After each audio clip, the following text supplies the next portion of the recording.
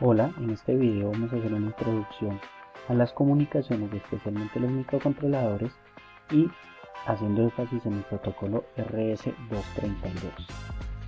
Pero primero, tenemos un poco de por qué es necesario hacer comunicaciones. En algunos casos era tan sencillo como tener dos dispositivos, uno muy lejano del otro, pues era necesario buscar la forma de transmitir datos a esa cierta distancia del uno al otro, que puede ser desde unos pocos centímetros, pasando por metros, hasta kilómetros.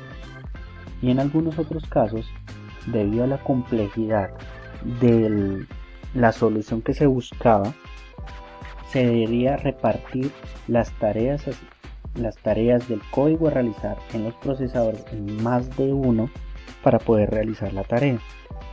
Y para que todos estos sistemas pudiesen trabajar como uno solo, era necesario comunicarlos, como lo tenemos hoy en día en un computador, donde el procesador central se comunica con otros procesadores puestos en tarjeta de video, tarjeta de red y algunos otros elementos presentes en nuestro computador, donde al repartirse las tareas pueden hacer una tarea más compleja y gracias a la sincronización que tenemos los computadores hoy en día.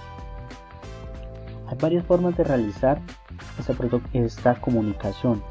Estas han ido evolucionando a medida que evoluciona la tecnología, tanto en el hardware como en el software. A medida que se plantea una estrategia, que se estructura, un conjunto de empresas o de entes académicos e investigativos se reúnen para plantear el conjunto de normas, el conjunto de recomendaciones para un protocolo en específico, dependiendo la función de los dispositivos que desean integrar en esta comunicación. Vienen los diferentes protocolos que se pueden encontrar hoy en día a nivel comercial e industrial. Algunos de los protocolos que encontramos hoy en día: el RS-232, que vamos a hacer énfasis más adelante, el RS-485, el que dio inicio a los protocolos industriales, el CAN, que se encuentra en muchos vehículos y permite el control de todos los procesadores dentro de este vehículo, el USB, gran utilizado a nivel comercial en memorias y muchos elementos.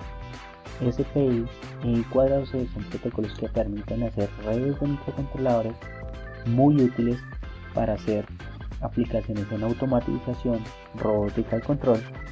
Y Bluetooth, un protocolo muy utilizado hoy en día en celulares y en sistemas portátiles. Dentro de los protocolos, que son este conjunto de normas, se hacen diferentes clasificaciones para describirlos mejor, para entenderlos mejor o simplemente para comparar uno contra el otro. La primera clasificación que se da es por la naturaleza de sus datos, donde tenemos los análogos, donde la señal que se transmite es de naturaleza análoga y hay una infinidad continua de valores. Entonces no se encuentran discontinuidades, sino que se encuentra una transmisión continua. Los ejemplos más claros son la radio, en este caso frecuencia modular y amplitud modular, y los digitales, donde se basa en transmitir un conjunto de unos y ceros por diferentes formas de transmisión, donde hay presentes discontinuidades, pero tiene grandes ventajas de todo el mundo digital. En este caso, los mejores ejemplos serán el Bluetooth y el Wi-Fi. Por el medio de transmisión, los primeros protocolos se dieron a transmitirlo por conductores de cobre, cables como tal. Tenemos el claro ejemplo del USB. Hoy en día tenemos cables más recientes como son la fibra óptica, y tenemos otros que son inalámbricos, transmitidos por señales ópticas o señales en el campo electromagnético, como tenemos el GSM, el que permite las telecomunicaciones celulares hoy en día. Por la estrategia del envío de los datos, hay algunos protocolos que envían la información. Si son 4 pedazos de información, los transmiten los 4 al mismo tiempo. Será una estrategia en forma paralela, como por ejemplo el VGA, que transmite el rojo, el verde y el azul, la información en estos 3 colores al mismo tiempo. O tenemos estrategias seriales, como por ejemplo el CAN, que por un solo cable transmite toda la información de transmisor hacia receptor. Por el sentido de envío de los datos tenemos varias estrategias. Tenemos primero simples. El mejor ejemplo que tenemos hoy en día es la radio, donde tenemos una estación emisora de radio, por ejemplo A, y tenemos nuestro equipo portátil receptor de radio B, donde nuestro equipo de radio puede recibir toda la información enviada desde la estación emisora de radio difusora de radio, pero no podemos enviar datos de vuelta. Este protocolo en algunos casos tiene aplicación como control. Luego tenemos el half duplex, donde los dos nodos de comunicación, los dos elementos dispositivos A y B, se pueden comunicar en ida y vuelta, pero no al mismo tiempo. Al transmitir por un único cable, por un único medio de transmisión o por un único canal, no pueden transmitir los dos al mismo tiempo. Por ejemplo, los radios walkie-talkie, donde se puede enviar datos de A a B si A presiona el botón para enviar comunicación y B lo suelta para enviar datos de A hacia B, y si A quiere recibir datos suelta el botón de su dispositivo de comunicación y B lo presiona para enviar datos, y así logrando una comunicación en ambos sentidos pero no al mismo tiempo. Luego tenemos la comunicación full duplex, que se hace por tener dos cables o dos medios de transmisión simultánea para poder enviar información de A hacia B y al mismo tiempo de B hacia A. Y finalmente, con el avanzar de las tecnologías, hablamos de redes, introducir un tercer o más dispositivos, un cuarto, quinto, sexto, cuantos se quieran hacer redes.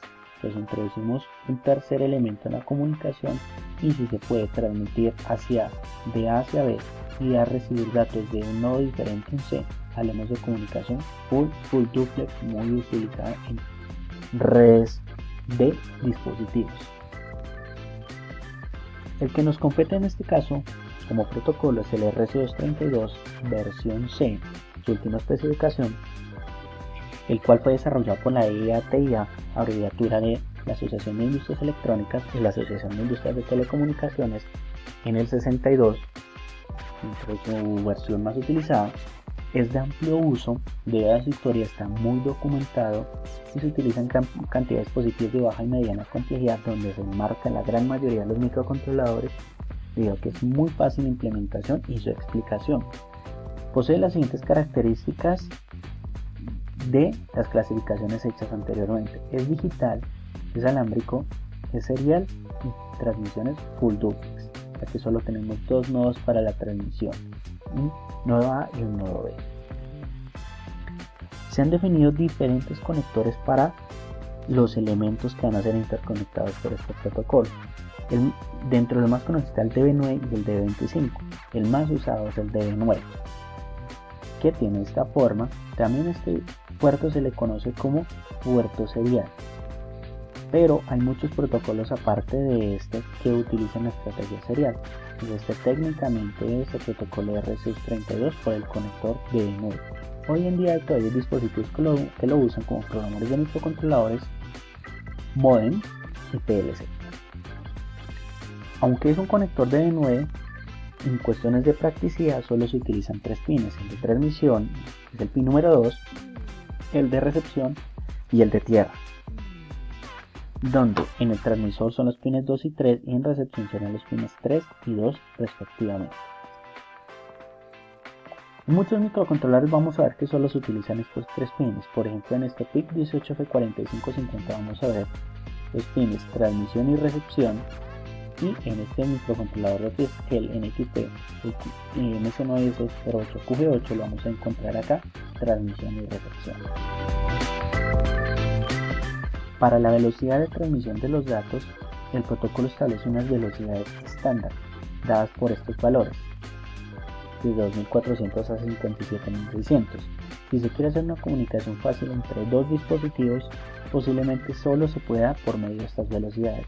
Pero si se tienen dos dispositivos, por ejemplo dos microcontroladores, donde se tenga total libertad de configurar la velocidad, se podrán escoger valores intermedios entre eso, o mayores o menores a esto, si se permite la libertad de esta configuración, pero se recomienda tratar de trabajar en alguno de estos valores estándar. Aquí, por ejemplo, damos un ejemplo. Si tenemos entre dos computadores, cogemos una velocidad estándar. Si tenemos dos microcontroladores donde tenemos la libertad de programarlo, podemos escoger una velocidad intermedia, como por ejemplo en este caso. Con respecto a los niveles de voltaje, el protocolo establece unos niveles de mayor amplitud a los normalmente utilizados para alimentar microcontroladores. El 0 lógico se da de un valor positivo de 3 a 15 voltios y el 1 lógico de menos 3 a menos 15 voltios. Se ve que aquí hay una lógica invertida. Y esto permite tener gran inmunidad al ruido. Al ser voltajes muy grandes, son menos susceptibles al ruido y permiten transmitir a grandes distancias. 15 metros, que era una gran distancia por cable cuando fue desarrollado este protocolo. Y además, al no contemplar el 0 voltios, permite ser robusto ante problemas como que el cable se corte o se desconecte, ya que esto generaría un 0 voltios y al no ser ninguno de los niveles lógicos, ni 0 ni 1, podría el sistema fácilmente diagnosticar que el cable fue desconectado o cortado. En algunos casos, por ejemplo, al trabajar con microcontroladores que traen a voltajes más pequeños, será necesario de elementos de circuitos integrados que hagan la conversión a estos niveles de voltaje y se encarguen de la lógica invertida.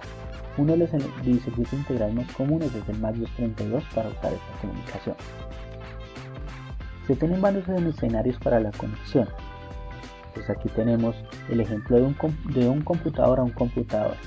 Se hace comunicación cruzada de transmisión a recepción, de A hacia B y de B hacia A, transmisión a recepción. Esto es lo que se conoce como cruzado. En un microcontrolador no hay diferencia, solo que en este utiliza los niveles de voltaje de gran valor. En este podrá ser de 5 o 3.3 voltios dependiendo de la alimentación, pues la conexión será igual. Pero cuando se utiliza un microcontrolador o un computador, sí será necesario de un integrado que haga el intercambio de niveles de voltaje, donde el microcontrolador es más docente, la comunicación será directa, pero en el otro lado será de forma cruzada. La forma del envío de datos o cómo se veía en el tiempo la transmisión de los datos de la siguiente forma. Empezando desde 1, la línea de voltaje normalmente está 1 de transmisión a receptor y en cierto momento se transmite un 0, dando lo que se conoce como bit de inicio. Seguido se envían los 8 bits de datos de forma serial uno tras otro, siempre empezando con el menos significativo hasta el más significativo, y la transmisión termina con un bit de parado que siempre será 1. Aquí vemos que para enviar cualquier dato consistente en un byte 8 bits siempre debe estar dentro de un bit de inicio o bit de parada. Esto es lo que se le conoce como trama. Como es en el tiempo el envío de un dato, donde todos tardan un tiempo de bit, tal como se marca acá, todos tienen la misma duración, donde el tiempo de bit simplemente es el inverso de la velocidad de transmisión o del ingress baud rate.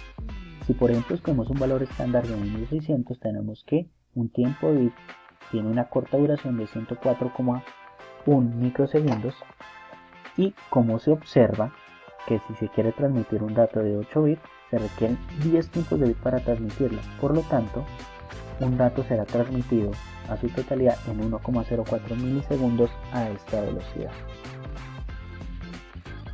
Un ejemplo que se tiene acá es, se quiere transmitir el símbolo del numeral que corresponde al 35, al ASCII 35 en binario, sería esta forma, binario de 8 bits.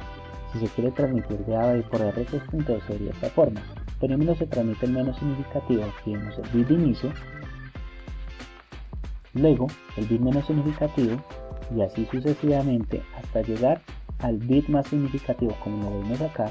Entonces debería haber este valor invertido puesto acá y culminamos con el bit de parada. Entonces así sería la forma del envío de los datos. Si se tiene acceso a un osciloscopio y se conecta a la línea de transmisión, se vería de esta forma, con los niveles de voltaje dependiendo del dispositivo que sea conectado. Como último análisis será, si cada dato será transmitido en 1,04 milisegundos y un análisis previo, se podría decir que se transmiten 960 de estos datos, o sea, podrían transmitir 960 símbolos numerados o 960 ASCII diferentes, o en general 960 datos, todos cada uno siendo un byte por segundo, siendo esta la velocidad real de transmisión de datos, 960 bytes por segundo. Aquí como se puede hacer, siempre antes del envío de datos la línea está en 1 y debe regresar al 1 lógico para que aquí pueda haber otra trama, otro envío de los datos si así se requiere.